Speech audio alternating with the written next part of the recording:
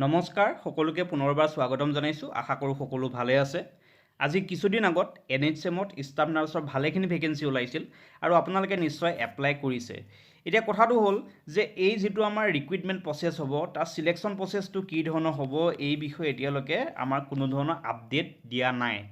কিন্তু কিছুমান ইউটিউব চেনেলত দিয়া হৈছে যে আপোনালোকৰ এই যিটো চিলেকশ্যন প্ৰচেছ সেই চিলেকশ্যন প্ৰচেছটো ৰিটেন এক্সাম হ'ব। ঠিক আছে, চ' আজি এই ভিডিঅ'টোত আপোনালোকৰ সম্পূৰ্ণ ডাউটটো মই ক্লিয়াৰ কৰিম, কাৰণ আপোনালোকে মোক হোৱাটছআপতো সুধি আছিল যে আমিতো ফৰ্ম ফিল আপ কৰিলোঁ, এপ্লাই লাষ্ট ডেট আছিলে আমাৰ 15 আগষ্ট।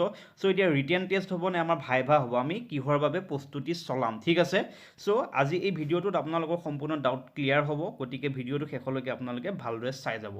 এতিয়া নটিছখন আমি চাইছোঁ, নটিছখন আহিছিল NHMৰ তৰফৰ পৰা আৰু আপোনালোকৰ যিটো অনলাইন এপ্লিকেশ্যন ষ্টাৰ্ট হৈছিল 1 আগষ্টৰ পৰা 15 আগষ্টলৈ। ইয়াত ষ্টাফ নাৰ্ছৰ টোটেল ভেকেঞ্চিৰ কথা দিয়া হৈছিল। ষ্টাফ নাৰ্ছৰ ভেকেঞ্চি ওলাইছিল 2204 আৰু কোনে কোনে এপ্লাই কৰিব পাৰিছিল, যিসকলৰ BSc নাৰ্ছিং কমপ্লিট হৈ গ'ল আৰু যিসকলৰ GNM কোৰ্চটো কমপ্লিট হৈ গ'ল আৰু লগতে ৰেজিষ্ট্ৰেশ্যন হৈ গ'ল তেওঁলোকে ইয়াত এপ্লাই কৰিব পাৰিছিল। ঠিক আছে, এতিয়া আপোনালোকৰ ইয়াত চিলেকশ্যন প্ৰচেছটো কি ধৰণৰ হ'ব সেইটো আমি জানিবলৈ চেষ্টা কৰিম। এতিয়া বহু ইউটিউব চেনেলে দি থৈ দিছে যে আমাৰ ইয়াত যিটো চিলেকশ্যন প্ৰচেছ সেইটো ৰিটেন এক্সাম হ'ব আৰু তাৰ কাৰণে 199, ঠিক আছে, 299 এই ধৰণৰ পেইড কোৰ্চো লঞ্চ কৰিছে। এতিয়া আপোনালোকে এই পেইড কোৰ্চসমূহ ল'ব লাগিব নে ৰিটেন এক্সামৰ বাবে, নে ৰিটেন এক্সাম আপোনালোকৰ নহয়েই, সেই বিষয়ে আমি বুজিবলৈ চেষ্টা কৰিম।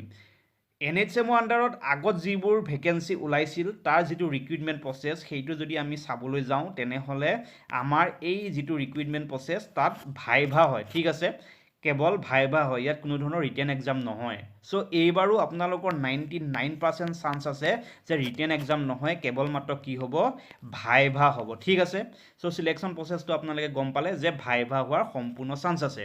এতিয়া ৰিক্ৰুইটমেণ্ট প্ৰচেছটো মই যদি চাবলৈ যাওঁ, প্ৰথম আপোনালোকৰ কি হ'ল, ফৰ্ম ফিল আপ হৈ গ'ল, তাৰপিছতে শ্বৰ্ট লিষ্টেড কেণ্ডিডেটৰ এখন লিষ্ট প্ৰকাশ পাব, যিটো অফিচিয়েল ৱেবছাইট nhm.assam.gov.in, তাত আপোনালোকৰ কিছুদিন পিছতে শ্বৰ্ট লিষ্টেড কেণ্ডিডেটৰ এখন লিষ্ট প্ৰকাশ পাব। সেই লিষ্টখন পোৱাৰ পিছত তাত আপোনালোকৰ নামটো পাব, নামটো পোৱাৰ পিছত তাতে আপোনালোকে ৰোল নাম্বাৰটো পাই যাব। ঠিক আছে, যেতিয়া ৰোল নাম্বাৰটো পাব তাৰপিছতে আপোনালোকৰ ভাইভা বা ইণ্টাৰভিউৰ বাবে চিডিউলটো তাত আপলোড কৰা হ'ব। আৰু তাত কি ধৰণে আপলোড কৰিব চিডিউলটো, ধৰি লওক ৰোল নম্বৰ 1ৰ পৰা 100লৈ আমাৰ ভাইভা হ'ব 10 ছেপ্টেম্বৰত। এইটোৱে মই এটা এক্সাম্পল দিছোঁ, অফিচিয়েল নহয়।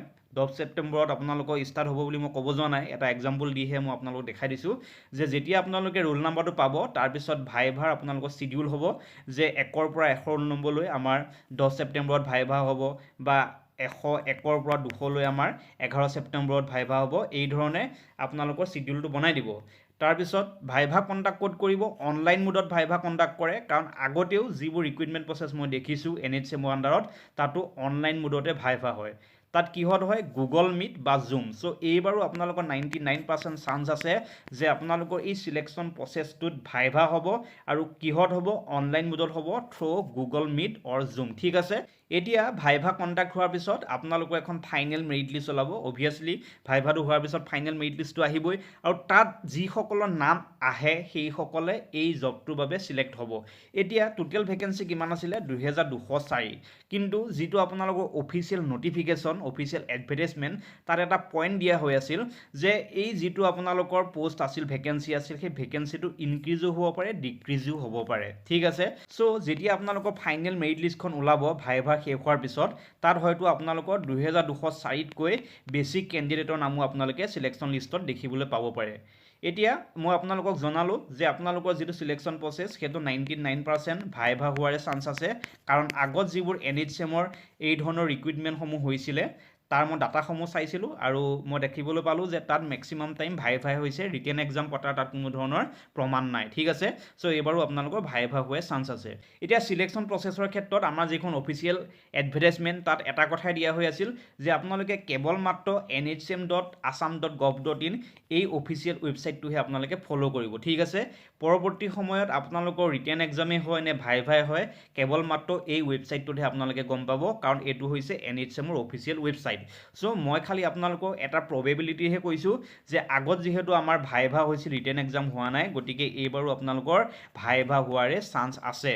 ঠিক আছে ইয়াৰ লগতে এই 5 নম্বৰ পইণ্টটো চাব যিটো আমাৰ অফিচিয়েল এডভাৰটাইজমেণ্টত দিয়া হৈ আছিলে মই অলৰেডি আপোনালোকক অৱগত কৰিলোঁ যে যিটো আমাৰ ভেকেঞ্চি আছে সেই ভেকেঞ্চিটো আমাৰ চেঞ্জো হ'ব পাৰে অৰ্থাৎ ফাইনেল মেৰিট লিষ্টত আপোনালোকৰ 2204 পোষ্টতকৈ হয়তো 2-এটা পোষ্ট বেছি হ'ব পাৰে বা কমিবও পাৰে ঠিক আছে সো এইখিনি আছিলে আমাৰ সিলেকশন প্ৰসেছটো কি ধৰণৰ হ'ব তাৰ এটা থুলমূল আইডিয়া এতিয়া কথাটো হ'ল আপোনালোকে এই সিলেকশন প্ৰসেছটোৰ বাবে বা এই ৰিক্ৰুটমেণ্টৰ বাবে কিদৰে আপোনালোকে পঢ়িব লাগিব যদি ভাইভাই হয় ভাইভাৰ বাবে আপোনালোকে ক'ৰ পৰা চাব লাগিব নে আপোনালোকে 299 বা 199 দি আপোনালোকে পেইড কোৰ্ছ ক্ৰয় কৰি পঢ়িব লাগিব তেতিয়াহে সিলেকশন হ'ব ঠিক আছে সো এই ডাউটটো আপোনালোকৰ মই এতিয়া ক্লিয়াৰ কৰিম এতিয়া আপোনালোকে চাওক যদি ইণ্টাৰভিউ হয় আপোনালোকৰ অনলাইন ইণ্টাৰভিউ হয় তেনেহ'লে জুম বা গুগল মিটতে হ'ব আৰু তাত কি কি ধৰণৰ কুৱেশ্যন সদ্যহতে সুধিব পাৰে প্ৰথমটো হৈছে হোৱাট ইজ ইউৰ কোৱালিফিকেশ্যন আপোনাৰ কোৱালিফিকেশ্যন কি যদি আপুনি জিএনএম পাছ তেনেহ'লে জিএনএম পাছ বুলি ক'ব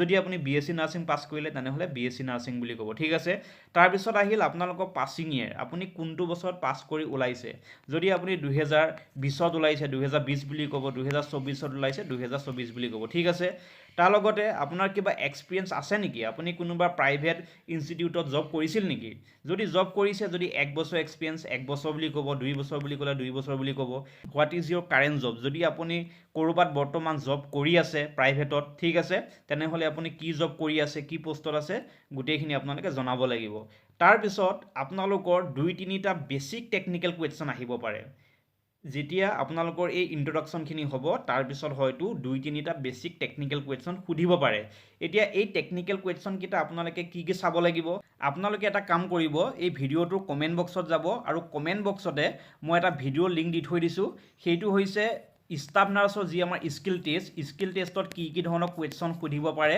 তাৰ ওপৰত মই এটা ভিডিঅ' বনাইছিলোঁ আৰু সেই ভিডিঅ'টোৰ লিংক আপোনালোকক মই কমেণ্ট বক্সতে দি দিছোঁ সেইটো ভিডিঅ' চাই আপোনালোকে ফ্ৰীতে এই যিটো আমাৰ ভাইভা হ'ব ভাইভাৰ বাবে প্ৰস্তুতি চলাব পাৰিব অৰ্থাৎ সেই ভিডিঅ'টো যদি আপোনালোকে চায় তেনেহ'লে বহুতখিনি আইডিয়া আপোনালোকে পাই যাব এতিয়া কথাটো হ'ল যে আপোনালোকৰ এই ভাইভাসমূহ কেতিয়া মানে অনুষ্ঠিত কৰা চান্স আছে মোৰ মতে আপোনালোকৰ এই ভাইভাসমূহ ছেপ্টেম্বৰ বা অক্টোবৰৰ ভিতৰত কণ্ডাক্ট কৰা চান্স আছে ঠিক আছে সো আপোনালোকে ভালদৰে প্ৰিপাৰেচন কৰি যাব আৰু কেৱল মাত্ৰ যিটো আমাৰ NHMৰ অফিচিয়েল ৱেবছাইট সেইটো আপোনালোকে চাই থাকিব আৰু তাত যিবোৰ আমাৰ ইনষ্ট্ৰাকশ্যন আহে সেইবোৰহে আপোনালোকে ফ'ল' কৰিব আশা কৰোঁ আপোনালোকে আজি ভিডিঅ'টো ভাল পালে যদি সেই ভিডিঅ'টো ভাল পালে তেনেহ'লে লাইক কৰি দিব আৰু মোৰ চেনেলটো যদি এতিয়াও আপোনালোকে ছাবস্ক্ৰাইব কৰা নাই তেনেহ'লে ছাবস্ক্ৰাইব কৰি দিব আজিলৈ ইমানেই আছিলে ধন্যবাদ